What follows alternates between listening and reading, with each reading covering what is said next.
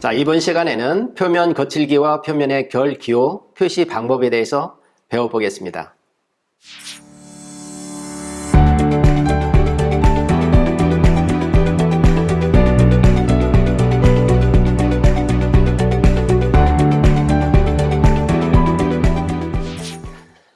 먼저 표면 거칠기에 대해서 알아보도록 하겠습니다. 우리가 가공 과정에서 필연적으로 발생하는 규칙적이거나 불규칙적인 요철을 우리가 표면 거칠기라고 그러죠.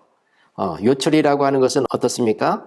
이렇게 오목하거나 볼록한 부분, 볼록하거나 오목한 부분을 우리가 요철이라고 그러죠. 자, 우리가 가공해서 필요 이상으로 표면을 매끄럽게 다듬는 것은 비경제적이죠. 그리고 사용 목적과 기능에 따라 기계 부품을 적절하게 다듬질을 해야 합니다. 자, 그러면 표면 거칠기 값을 나타내는 방법으로 한국산업표준에서는 세 가지로 규정을 하고 있습니다. 첫 번째로 산술 중심선 평균 거칠기 RA로 이렇게 표기합니다. 그리고 최대 높이 거칠기 이거는 RY, 그리고 10점 평균 거칠기는 RZ로 표기를 하고 있습니다. 자, 먼저 표면 거칠기 형상의 종류를 보면 표면의 형상이 이와 같이 파형인 모양을 볼 수가 있습니다. 이런 거는 가공물의 흉이나 공작기계의 안내면의 변형 때문에 발생하기도 하죠. 파상도, 자, 이와 같은 형상입니다. 가공물의 표면의 기복으로 기계의 진동이나 떨림 때문에 발생하기도 합니다. 자, 그리고 표면 거칠기, 가공의 표면에 작은 간격으로 나타나는 미세한 요철을 의미합니다. 자, 그러면 표면 거칠기 곡선에 대한 사용하는 용어를 살펴보겠습니다. 우리가 일반적으로 평균선이 있다면 표면의 어떤 그 형태, 요철이라고 보면 평균선에서 위에 부분에 나타나는 것은 산으로 이렇게 지칭을 하고요. 가장 높은 곳은 산봉우리선, 그리고 봉우리가 지금 여기 보이죠. 그리고 반대편에 골이 있습니다. 골, 그리고 골 바닥선이 있고요. 가장 낮은 바닥선이 있죠. 다시 말씀을 드리면 평균선을 기점으로 해서 위에 부분에 있는 부분은 산이고 아랫부분은 골이다. 그런 얘기가 되겠습니다. 자, 표면 거칠기 곡선에 사용하는 용어를 보면 일정한 측정 길이가 있겠죠. 거기에 대해서 끝단을 피치의 어떤 절반 크기를 잘라내고 평가 길이를 만듭니다. 그 중에서 기준 길이를 정한 다음에 측정을 하게 되겠죠. 자, 먼저 표면 거칠기 종류 중 세 가지 종류 중 첫 번째로 산술 평균 거칠기 값을 알아보겠습니다. 우리가 산술 평균 거칠기 값은 RA로 표시한다고 그랬죠. 자, 거칠기 곡선에서 평균선 방향으로 기준 길이 부분을 채취해서 중심선의 윗부분의 면적, 자, 윗부분의 면적이 여기 있죠. 색칠한 부분을 기준 길이로 나누어서 얻은 값을 마이크로미터로 나타낸 것을 이야기합니다. 우리가 기계 도면에서는 표시되는 표면 거칠기 값은 별도로 지정하지 않는 한 산술 평균 거칠기 값을 기입하게 되겠습니다. 다시 말씀을 드리면 기준 길이만큼 그것을 위에 부분, 산에 해당되는 위에 부분을 거칠기 곡선을 색칠한 부분, 이것을 얻어서 나타내는 것을 값을 마이크로미터로 나타내는 것이다. 그런 얘기가 되겠습니다. 자, 다음은 최대 높이 거칠기 값입니다. 자, 거칠기 곡선에서 중심선 방향으로 기준 길이 부분을 채취해서 가장 높은 산과 가장 깊은 골의 높이를 그 차를 측정해서 그 값을 마이크로미터로 나타낸 것이죠. 우리가 1 마이크로미터는 1000분의 1 미리가 되겠습니다. 이것을 다시 말씀을 드리면 0.001 미리가 되겠죠. 최대 높이 거칠기 값은 제일 높은 산 봉우리와 제일 낮은 골을 이것을 측정을 해서 나타낸 값이 최대 높이 거칠기 값이다 이거죠. 자, 다음은 세 번째로 10점 평균 거칠기 값 RZ 값을 알아보겠습니다. 자, 거칠기 곡선에서 중심선 방향으로 기준 길이 부분을 채취해서 가장 높은 봉우리와 이 봉우리가 이제 5번째까지고 이것을 표고 평균 값과 또 그리고 가장 깊은 골 바닥의 5번째 골 바닥을 표고 평균 값의 차이를 마이크로미터로 나타낸 것입니다. 다시 말씀을 드리면 산봉우리 가장 높은 것을 5개를 채취를 하는 거죠. 2, 3, 4, 5개를 채취하고 그리고 낮은 가장 깊은 골 5개를 채취해서 이것을 평균으로 그 차이 값을 나눈 것이다 이거죠. 그래서 제거 가공 기호와 함께 지시할 때는 거칠기 값 다음에 Z를 같이 표시하게 되겠습니다. 그렇다면 표면의 결 지시 기호를 어떻게 표시하는지에 대해서 알아보도록 하겠습니다. 자, 기본 지시 기호는 이와 같이 대상면에 대해서 이거는 가공의 면이 되겠습니다. 가공면. 이 면에 대해서 이와 같이 꼬리가 달린 삼각기호를 이용해서 이게 이제 60도가 되겠습니다. 표시를 하는데 외형선에 붙여서 지시를 한다는 얘기죠. 이거는 외형선이죠. 이거는 외형선. 제거 가공이 필요한 지시기호를 붙일 때는 이와 같이 삼각기호를 붙여서 꼬리가 있죠. 표시를 하게 되겠습니다. 표면에 제거 가공이 필요할 때 기본 지시기호입니다. 자, 제거 가공을 허용하지 않는 지시기호입니다. 자, 여기 보면 제거 가공이 없는 경우 이때는 삼각기호 대신에 이 홈에다가 원을 붙여가지고 제거 가공이 필요 없다라는 뜻으로 표시를 하게 되겠습니다. 자, 그러면 제거 가공 시 지시하는 기호를 보면 또 다른 이 꼬리 부분에 이런 수평선이 있죠. 여기는 가공 방법에 대해서 표시하는 부분이 되겠습니다. 예를 들어서 우리가 선반 가공이라고 했을 때 레스의 약자인 L을 대문자 L을 붙이고 만일에 밀링 가공이다 라고 했을 때는 밀링의 약자인 M을 붙이게 되겠습니다. 네, 그래서 이 부분은 가공 방법에 대한 표시 부분이다 그런 얘기죠. 자, 산술 평균 거칠기 값으로 지시하는 방법으로 특정 구간으로 지시할 때는 지시기호의 위쪽이나 아래쪽에 기입하되 상하는 위쪽 그리고 하하는 아래에 숫자를 기입하게 되겠습니다. 자, 여기 지금 외형선이 있습니다. 외형선의 그 표면에 이와 같이 제거 가공을 하라 그런 뜻으로 표시를 하는데 상한값과 하한값을 나타내고 있죠. 자, 이거의 단위는 미크로입니다. 이건죠. 미크롬. 자, 다음은 최대 높이 값 또는 10점 평균 거칠기 값으로 지시하는 방법은 자, 상한과 하한을 동시에 지시할 때는 상한에서 이와 같이 물결을 이용해서 하한값을 기입하게 되겠습니다. 자, 여기에 보시는 바와 같이 최대 높이 거칠기 값으로 24에서 5.9다 그런 뜻이 되겠습니다. 네. 자, 다음은 특수한 요구사항의 지시 방법으로 가공 방법에 대한 지시기호로 이 부분 밀링 가공을 하되 이와 같이 이것을 영어로 표시할 때는 M자로 이렇게 표시하기도 합니다. 그리고 이 3점이라는 부분은 이 표면의 결에 대해서 3.2 미크롬으로 표면 거칠기 값을 제한한 것을 이야기하고 있습니다. 자, 특수한 요구 지시사항의 지시 방법으로 자, 표면 처리 방법에 대한 지시 방법입니다. 자, 표면 처리 전과 후의 표면 거칠기를 지시하는 등 바로 앞 가공의 표면 거칠기도 지시할 필요가 있을 때는 문자나 가공 방법 기호 등을 붙이는데 자, 여기 지금 크롬 도금이라고 이렇게 붙였죠. 이 부분은 뭐죠? 표면의 거칠기, 크롬 도금한 부분의 거칠기 값이 0.020 미크로입니다. 그런 얘기가 되겠습니다. 그리고 여기 파이 30이라는 원주상의 표면은 0.1로 가공을 해라 그런 뜻이 되겠습니다. 다시 말씀을 드리면 이 원주상의 파이 30으로 0.1의 조도를 가지면서 크롬 도금은 0.020으로 표면 처리를 하라는 뜻이 되겠습니다. 자, 다음은 줄무늬 방향 기호 지시 방법에 대해서 알아보겠습니다. 보시는 바와 같이 제거 가공 기호가 있습니다. 우리가 가공을 하게 되면 줄무늬 방향이 생기는데 이 방향 기호를 제거 가공 기호의 오른쪽 하단에 이와 같이 기입을 하는데, 자, 이거는 줄무늬 방향이 가공에 대해서 수직이다는 뜻입니다. 자, 그러면 다음 보도록 하겠습니다.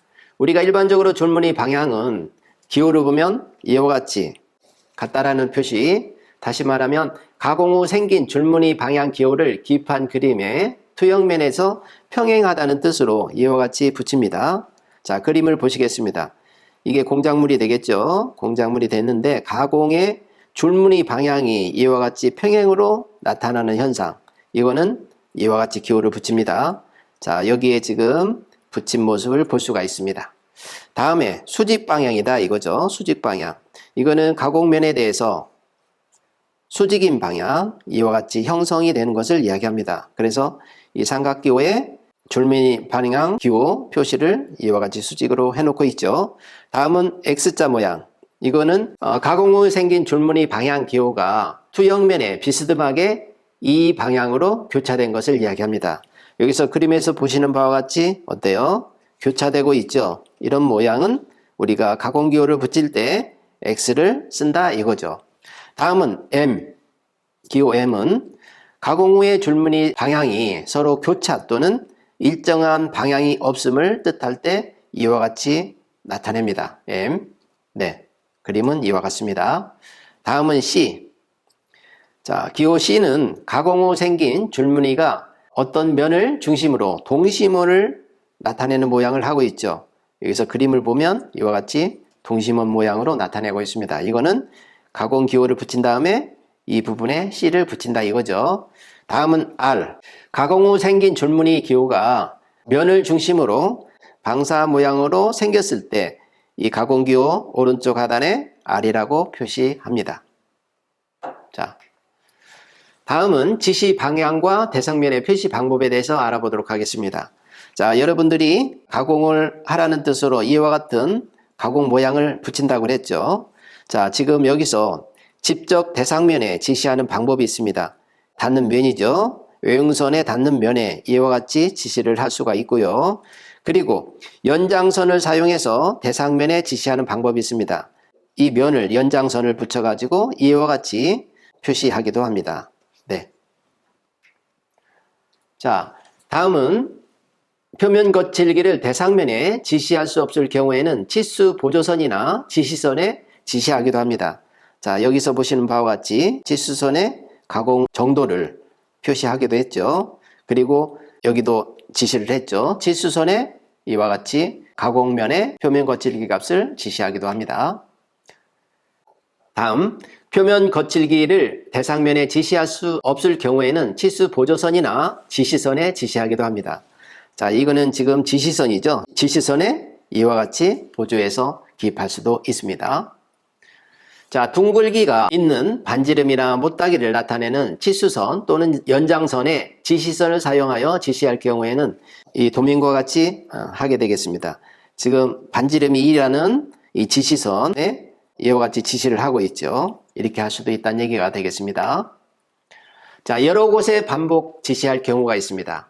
이럴 경우에는 도면 밖으로 인출을 해서 이와 같이 제대로 나타내고 여기에 따라서 값을 표면 거칠기의 상한값과 하한값을 기입하고 그리고 연삭가공이라고 하는 가공 방법을 지시하기도 합니다. 자, 전체 면의 표면 거칠기가 같을 경우가 있죠. 이럴 경우에는 부품의 전체 면에 동일한 표면 거칠기를 지시할 경우죠. 이때는 주투상도에 지시하거나 부품 번호 옆에 이와 같이 지시하기도 합니다. 전체를 나타내는 거죠. 이것은 표면 거칠기를 이 전체 이런 면을 전부 다 이 값으로 나타낸다 이거죠. 자, 일부 면의 표면 거칠기가 다를 경우가 있습니다. 자, 부품의 일부 면에 표면 거칠기가 필요할 때는 그림 A와 같이 지시하고 대부분이 동일한 표면 거칠기이고 일부분만이 다를 경우가 있죠. 이럴 경우에는 그림 B와 같이 공통적으로 적용되는 기호 다음에 괄호를 사용하여 지시합니다. 자, 다시 말씀을 드리면 전체를 A1으로 거칠기 값을 지시를 하고 그리고 부분적으로 필요한 부분만 이와 같이 괄호 안에 넣어서 지시를 합니다. 그래서 A2가 있고요. A3가 있죠. 부분적으로. 다시 말씀드리면 이 부분만 A2로 거칠기 값을 갖는 가공을 하라. 그런 뜻이 되겠습니다. 그리고 안쪽에 있는 이 내경 가공이 있죠. A3. 이 부분은 A3 거칠기 값으로 가공을 하라. 그런 뜻이 되겠습니다. 네. 다시 정리하면 전체는 A1으로 가공 거칠기를 나타내되 괄호를 붙인 부분은 그 부위만 그 거칠기 값으로 가공하라. 그런 뜻이 되겠습니다.